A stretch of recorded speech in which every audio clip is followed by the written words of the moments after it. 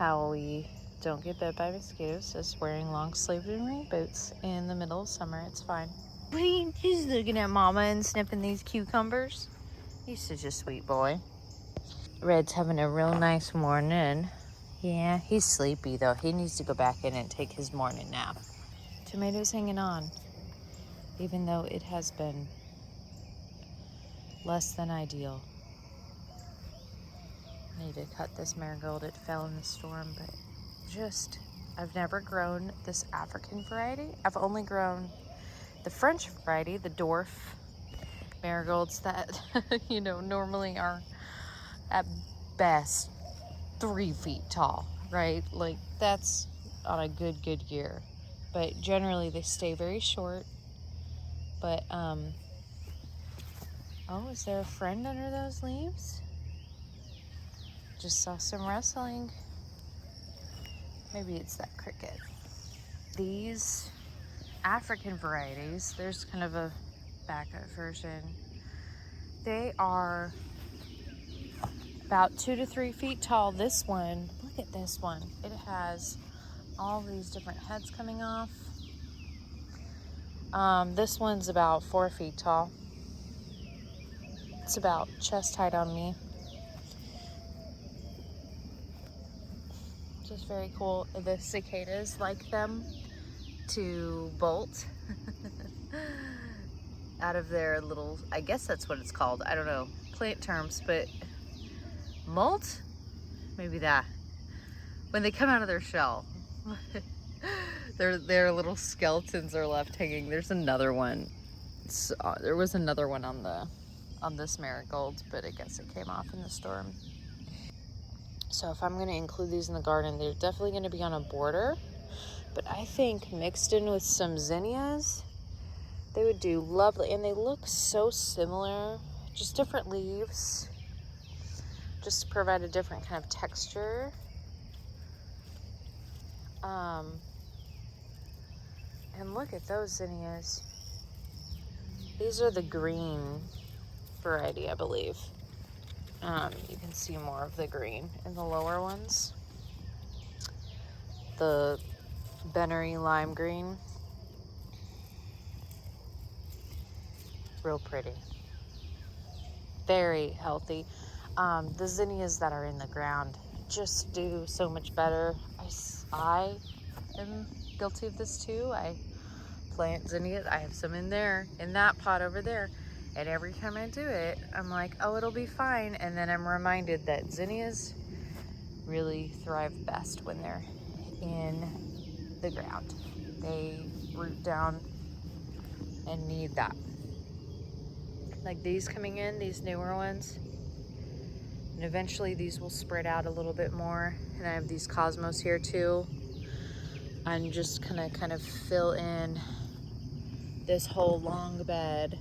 This whole space right here, I'll make flat because there's like some plumbing stuff, so I'm not really gonna plant anything substantial. I was thinking about putting that sage there, but now I'm probably not going to. I think I'm just gonna put in flowers. That way, if they do have to get into the plumbing, it's not like this devastating thing if they have to do that.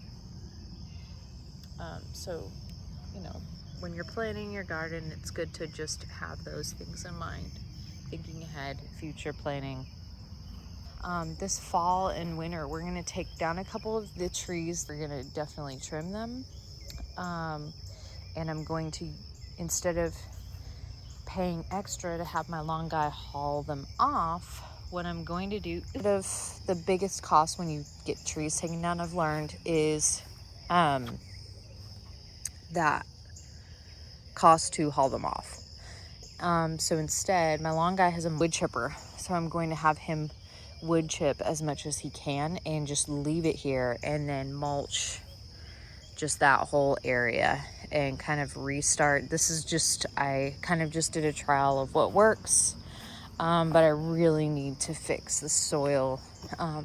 Not so much in this area. This area has been really, like, look at this bed. Look how healthy that bed is. Not really doing poorly there. Even these beds, but definitely all in here. especially right here. It's really sandy and shallow. And towards where the meadow is, it gets a lot better. Like where the corn's really starting to take off. Oh, check this out. Wow, the corn is peaking. Red, you stay. My absolutely mammoth lettuce here. I got bit by a mosquito on my hand, but that was only skin showing. Thanks, boys. Another spaghetti squash to pollinate. Do I have any male flowers? God, that is such a pain in the ass. Okay, and that one got pollinated good and closed. Is this flower? Okay, I have this old male flower that just popped off. There's some new ones like coming up, but they're not anywhere near open. So I'm gonna see if there's still pollen left and pollinate this. So I'm just gonna open this up. And it looks like there actually is a little bit left. So I'm just gonna peel it all the way back. That's what it looks like inside, right? Let's not skirt around the bush. This is very sexual. Okay, and then it's pollinated. Cool. So what I wanted to show everyone was this corn. I feel very unskilled in growing corn. It's been so hard just to, I'm gonna try to pollinate these a little bit, just kind of shake them around. Corn right here is doing really well, which tells me the soil is just way better over here. It's on a down slope. When I make these all into beds, which I will, I just used what I had, right? I had a lot of firewood. There you go. There's a garden border. It's not pretty, but it works, right? It's working. It's keeping weeds out for the most part. And I've put down like grass clippings. Not ideal. Not what I want to use. I want to use straw, but that is not a free resource right now. So that's what I'm using. So I'm gonna turn this off though and put some bug spray on my hands maybe and get to watering, because unfortunately I have to go back to work today, sadly, but it's okay. I like my full-time job, and yeah, just little garden tour. Not sure what's going on with the tomatillos. I heard that yellowing leaves is a sign that they're being underwatered, but I feel like they're being overwatered, because there's yellowing on the zinnia leaves, which indicates the same thing to me. And really, for the majority of plants in the plant kingdom, yellow equals more water than you need, but I could be wrong. It could be an assumption. Anyway, some of this amaranth coming in that just gets absolutely eaten alive by stuff. It's okay. That's a good trap crop to have. But finally getting some in. Just need to plant more of it. Kind of along the edges of things. The storm is over Dallas right now. Looking gnarly. What Red and I love the most is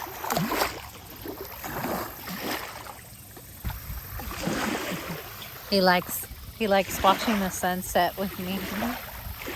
Right, buddy?